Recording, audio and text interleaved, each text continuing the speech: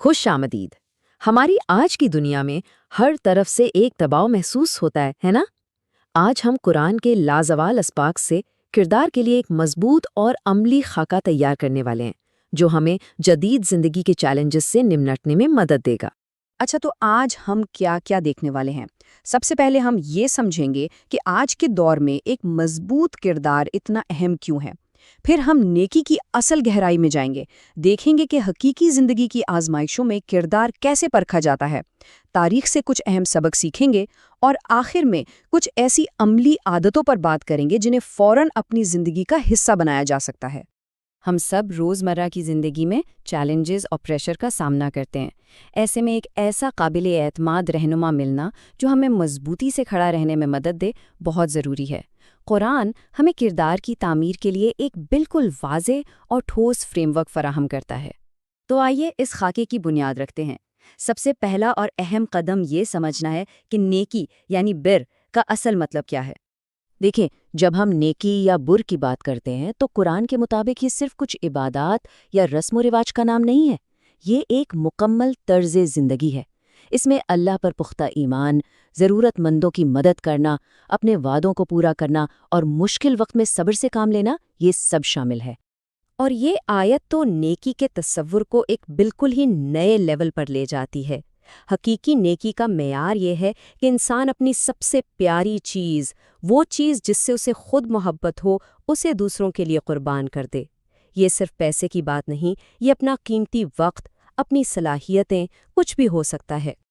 अच्छा, इस बुनियाद पर दो बहुत ही अहम सुतून हैं जिनके बगैर ये खाका मुकम्मल नहीं हो सकता, और वो है मुकम्मल ईमानदारी और गैर मुतज़लज़िल इंसाफ।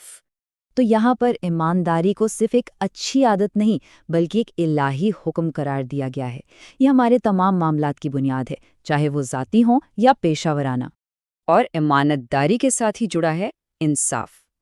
ये उसूल सिर्फ अमानतें लौटाने तक ही नहीं है, बल्कि ये कहता है कि माशरे में हर एक के साथ बिना किसी तफरीक के इंसाफ से पेश आया जाए। यहाँ इंसाफ का म्यार देखें, इतना ऊंचा म्यार है कि इंसान को सोचना पड़ता है, क्या ये मुमकिन है कि कोई अपने वालदैन या करीबी रिश्तेदारों के खिलाफ भी इंसाफ पर कायम रहे? यही तो किरदार की असल मजबूती का इम्तिहान है। ठीक है, उसूल तो समझ आ गए, लेकिन असल इम्तिहान तो तब होता है जब इन पर अमल करना पड़े। इसके लिए ज़राए हमें तारीख की एक बहुत बड़ी मिसाल देते हैं। तारीख का एक बहुत बड़ा वाक़या है किबले की तब्दीली का। ये सिर्फ सिमत बदलने का मामला नहीं था, बल्कि ये इस बात को जांचने के लिए था कि कौन वाकई अल्लाह के हुक्म को मानता है और कौन सिर्फ पुरानी रिवायात से जुड़ा हुआ है। तो इस आजमाइश का असल मकसद कम्युनिटी को फिल्टर करना था।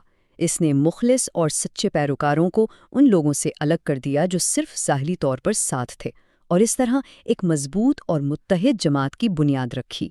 इसी बात को और गहराई में समझने के लिए एक और तारीखी मिसाल देखते हैं कि जब कोई कौम बार बार आजमाइशों में नाकाम होती है तो उसका नतीजा क्या होता है।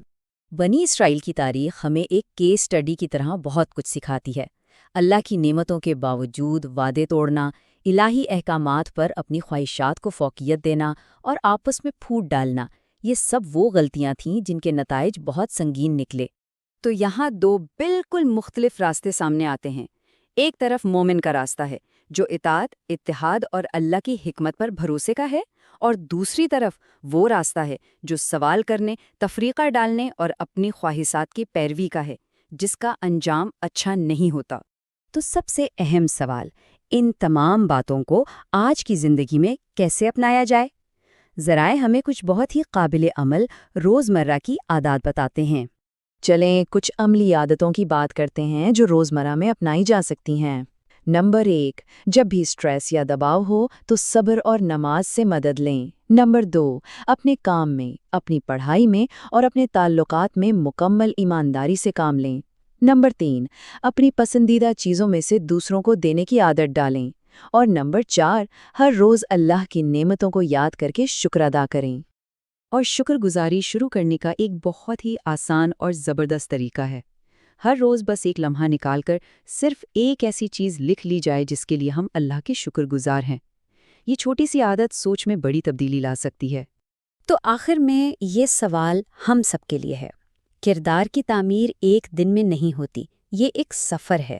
تو اس سفر کو شروع کرنے کے لیے آج کون سی ایک چھوٹی سی عادت اپنائی جا سکتی ہے؟ یاد رکھیں، ایک چھوٹا سا مستقل قدم بھی ایک بہت بڑی تبدیلی لا سکتا ہے۔